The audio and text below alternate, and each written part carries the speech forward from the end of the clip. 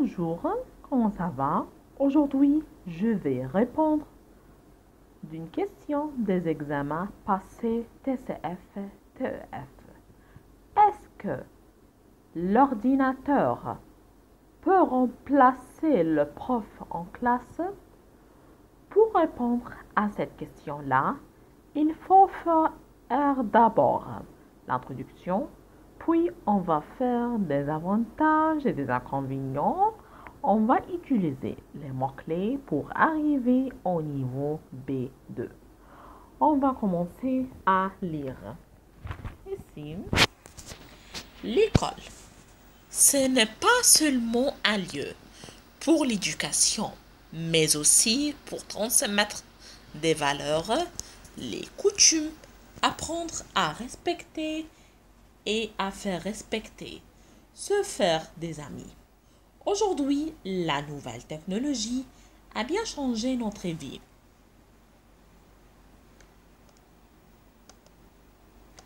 Dans les écoles, la technologie a des effets comme les caméras de surveillance, les jeux vidéo et aussi l'ordinateur. Mais comme on a introduit les jeux vidéo, après on a trouvé des effets positifs qui aident le prof à expliquer aux élèves. Est-ce que l'ordinateur peut remplacer le prof?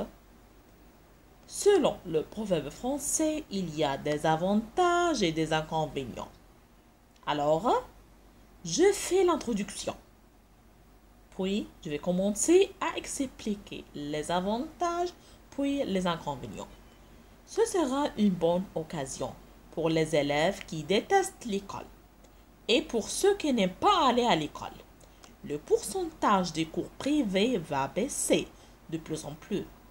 On peut ajouter que l'ordinateur explique mieux que le prof aussi car il est facile de répéter l'explication. D'autre part, il y a aussi des inconvénients. Alors, je termine à expliquer les avantages. Je vais commencer à expliquer les inconvénients. C'est dangereux pour la santé de rester tout le temps devant l'écran de l'ordinateur pour les yeux, pour la santé, aussi pour le moral. Aussi, ça prend beaucoup d'énergie. Le niveau de l'école va baisser et devenir de plus en plus faible.